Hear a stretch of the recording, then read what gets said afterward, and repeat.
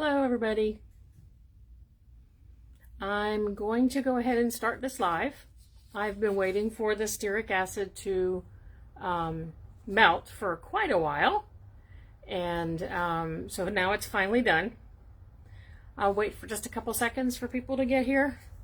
We're going to go ahead and save this video so that you can refer to it again if if you weren't able to catch it the first time, and we'll always have it on the group.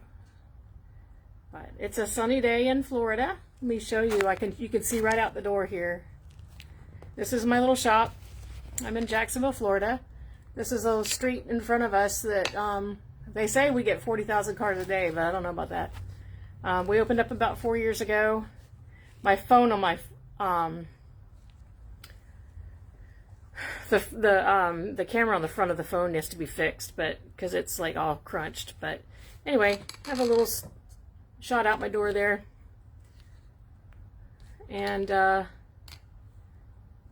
gonna get started here in this big old Bertha. I call it Big Bertha crock pot. We have, I don't know why it's not working right. Anyway, we have stearic acid and olive oil and coconut oil and avocado and castor. Those are all melted in there. You know, stearic acid is like, it's very waxy and it's very hard. It has a high melting point. So you have to go ahead and melt this. So this absolutely has to be a hot process soap. Right now we are at 172. Well, it says 158 here, but I am going to, the crock pot's set on like 300, but I'm going to turn it down just a little bit. You have it set a lot higher than really what it is, what it heats up to. So anyway, this is that big one you can get from Walmart for like 65 bucks. That we're going to be making it's going to make 5 column molds. I thought I was going to make an 8-pound batch, but I'm running low on stearic acid, so I got to order some of that. It's going to make 5 column molds, which will be about 50 bars. I'm going to split the first little bit off, and we're going to make it unscented because I've got requests for that. That'll make about 20, and then the other 30 will be with a sandalwood bourbon fragrance that is from Bulk Apothecary, and it does not work in cold process soap, so be warned. If you ever try to use that, it will rise violently, but it works really good in hot process soap. So that's what we're going to do. So today we're going to make, this is my shaving soap. This is packaged. This is Mr. Darcy. This is a fragrance called it's a mahogany teak wood, and it's a fragrance that we're going to carry on bubbletherapy.com. It was one of the fragrances that people said that they wanted me to carry, and it looks like the masculine fragrances are carrying the day, so we're going to add a few of those to our pre-buy. We are in a pre-buy on about 5 different fragrances right now. I know it's ambitious, but we got a nice big group, and if you guys want to switch over and start using Bubble Therapy for your fragrances, we will be $3 or $4, I'm hoping, off of the large fragrance houses. Will be maybe $3 or $4 a pound less. Because I'm really small and I do most of the work myself.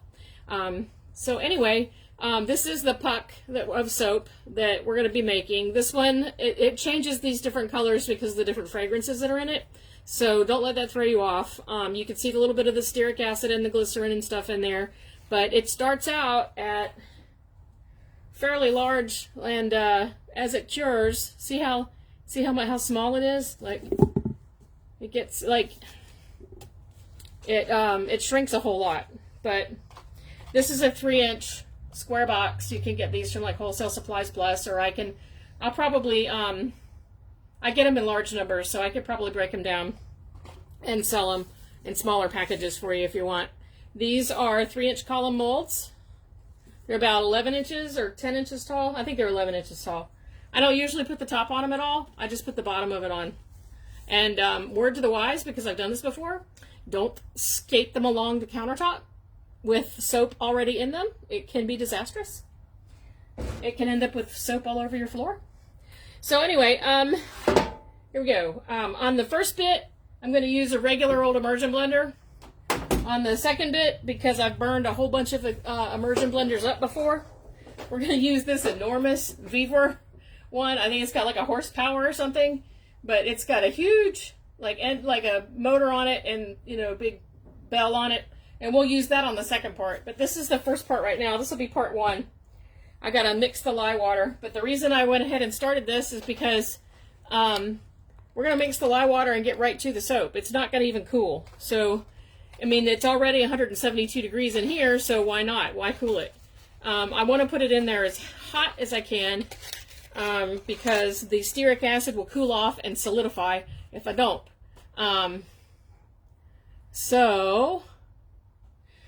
Here we go. Let me get the stearic acid and everything. Let me get the lye water and everything. I have it all measured out.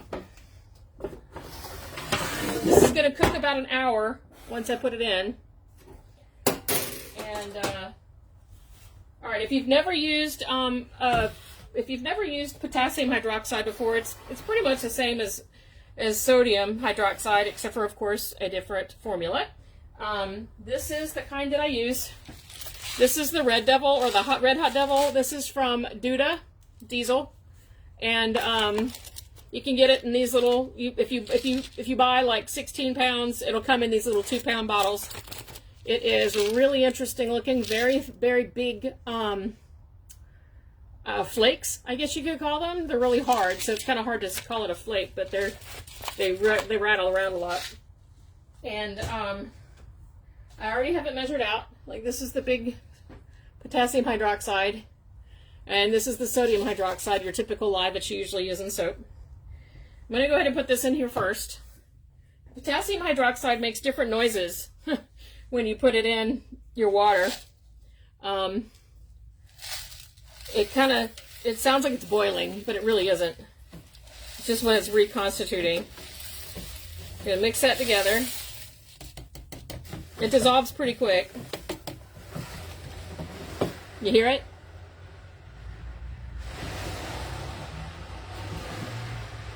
Sounds angry.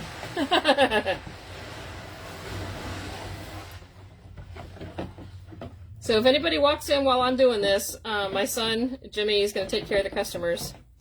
But it's been kind of quiet after Mother's Day, so hopefully nobody walks in. Well, actually, hopefully somebody does walk in and spends like $1,000, right? But anyway, there's the potassium hydroxide. It's all mixed together. This is almost 3,000 grams of water. Like I said in the description, on paper, this recipe looks really weird, wonky even, but it really, really works. And the lather is amazing. And I've actually, like at some of my shows, I'll put a bowl of it on the table where, you know, it's got the brush and all of that, and I have a spray bottle to keep it wet, and I let people actually turn it up, you know, make that ball of lather that you're looking for, and really sells a lot, and I need to do it more often, but I've gotten distracted and not done that for a while. But you can get that lather on your hands, which I do at these shows because I don't have anywhere to wash it off right away. I just rub it in like a lotion. It's not a lotion, it's soap, okay? But it doesn't make me itch, and it can be on there all day long. So it's pretty amazing. I'm stirring with the stainless steel spoon, just like you're always supposed to. This is all done. So we'll pour it into here, and you're going to see the stearic acid starts to get white, like real fast. It's going to try to solidify. And what we're going to do is I'm going to put it in there and start blending it up. And then once it's completely emulsified in that trace, I'm going to put the lid on it. It's going to cook for an hour, and then I'll turn off the live, and I'll do part 2 later, okay? So, here we go.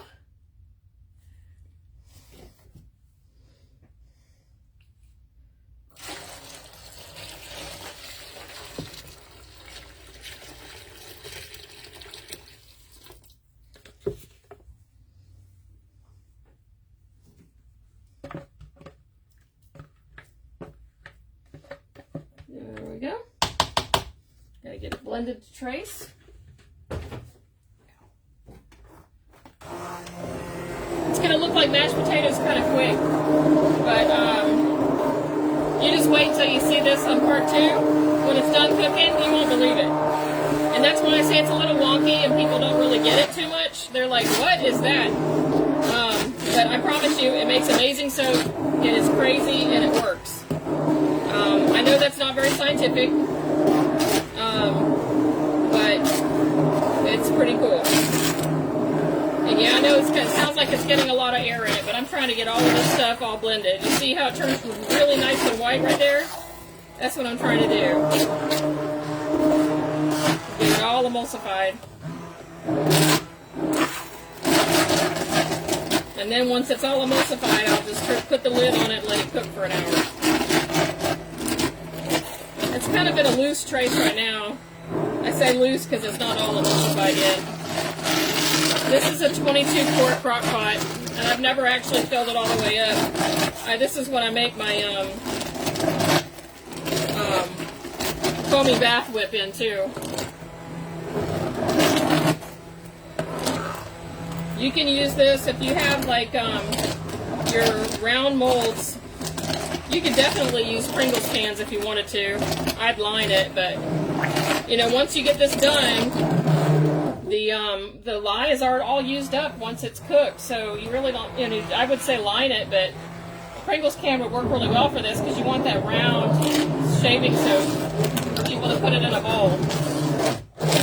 But you really wouldn't have to. If you've got one of those 2-inch molds from Amazon, you can use that. If y'all want some column molds, I can look and see if I can find some and get a good price on them. So we could do like a group buy or something like that. I meant to look for that yesterday, but I didn't do it. Alright, so this is at a nice trace. It's nice and thick. You can see that right there. That's mostly stearic acid.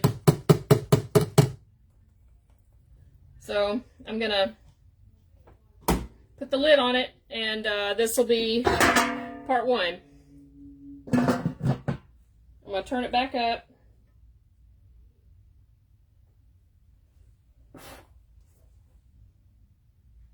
And there we go. It'll be we'll be done. I'll come back maybe about an hour, and then we'll be ready to go. Okay? If y'all have any questions, now's a good time to ask them.